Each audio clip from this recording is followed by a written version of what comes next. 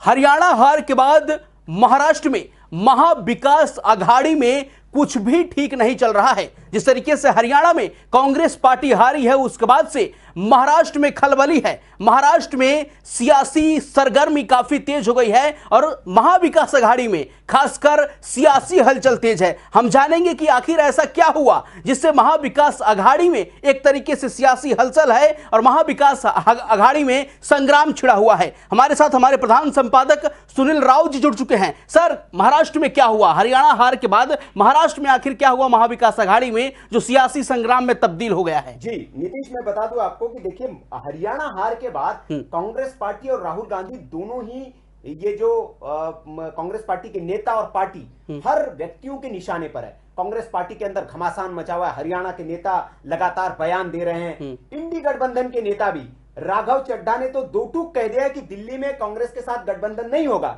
हम अकेले चुनाव लड़ेंगे। और वही आसार लगभग अब महाराष्ट्र में नजर आने लगे। नीतीश, महाराष्ट्र में भी ऐसा लगता है कि जो महाविकास आघाड़ी बनी है जिसमें कांग्रेस, शरद पवार और उद्धव ठाकरे हैं, लग रहा है कि अब वो भी कांग्रेस पार्टी को एंटरटेन करने के मूड में नहीं है। उसका सबसे बड़ा उदाहरण यह है कि आज इन दलों की ओर से एक संयुक्त प्रेस कॉन्फ्रेंस बुलाई गई थी और आज चुनाव को लेकर शायद कुछ ऐलान वो करने वाले थे। सीटों को लेकर हो सकता है, मुख्यमंत्री के चेहरे को लेकर हो सकता है, या कई तरह के जो चुनाव के पहले जिस तरह के डिफरेंसेस की बातें हो रही उसको क्लियर करने के लिए एक प्रेस कॉन्फ्रेंस बुलाई गई थी। लेकिन ऐन वक्त पर उस प्रेस कॉन्फ्रेंस को कैंसिल कर दिया गया।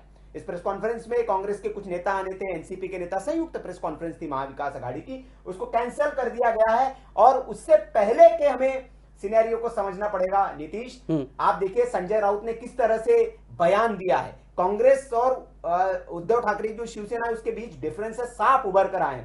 शिवसेना के नेता संजय राउत ने कहा था कि ये हार जो है, ये इंडी गठबंधन अगर चुनाव लड़ता तो वहां जीत जाते। ये हार कांग्रेस की है और कांग्रेस जहां अकेली चुनाव लड़ रही है वहां चुनाव हार रही है। इसलिए ज्यादा अहंकार में नहीं आना चाहिए, ज्यादा घमंड में नहीं आना चाहिए। उसके बाद सामना में एक उन्होंने आर्टिकल लिखा संजय राउत ने, उस पर नाना पटोले ने आपत्ति जताई। उन्होंने कहा कि ये जो आपने हेडलाइन लिखी है सामना में, इसी हार के बाद हरियाणा के, क्या ये कांग्रेस के ऊपर आप निशाना साध रहे हैं? तो उन्होंने कहा कि एक रहने की जरूरत है हमको। तो ये जो है लट्ठमबाजी जो है ना, वहां पे भी शुरू हो गई महाराष्ट्र में। आज प्रेस कॉन्फ्रेंस वहां की रद्द हो चुकी है और भारतीय जनता पार्टी इसका पूरा फायदा उठाने के मूड में लगी हुई कि आपस में ये लड़ते रहे।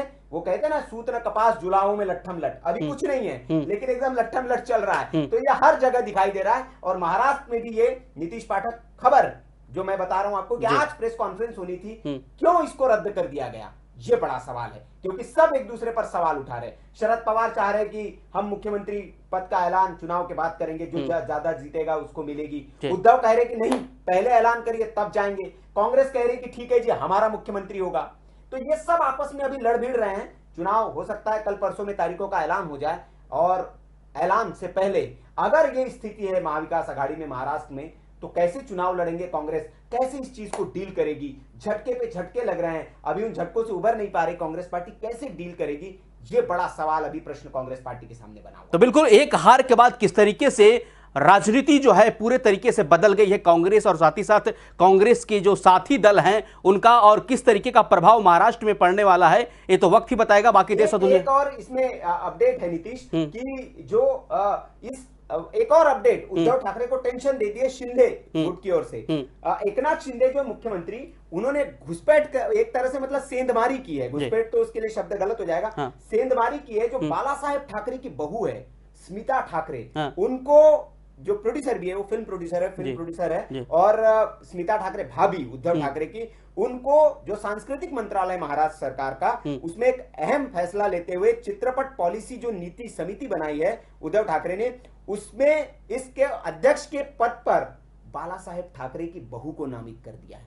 और शिंदे सरकार ने एक पत्ता फेंक दिया है चुनाव से पहले, तारीख के ऐलान से पहले, कि बाला साहेब की जो विरासत है, बाला साहेब के जो लोग हैं, उनको अगर कोई शिवसेना सम्मान करती है तो शिंदे शिवसेना सम्मान करती है। बाला साहेब के परिवार का हम ध्यान रख रहे हैं। ये एक मैसेज देने की महाराष्ट्र में कोशिश की है। और उद्धव ठाकरे इस फैसले के बाद निश्चित तौर पर अब तमतमाए हुए हैं कि भैया ये तो हमारे घर में ही सेंधमारी कर रहे हैं। अब जनता के बीच जाएंगे तो कैसे बताएंगे कि बाला साहेब के ठाकरे के लोगों के साथ, हमारे परिवार के साथ ये गलत कर रहे हैं। तो ये काट जो है वो एकनाथ शिंदे ने चल दी है, तो इसका भी असर चुनाव में देखने को।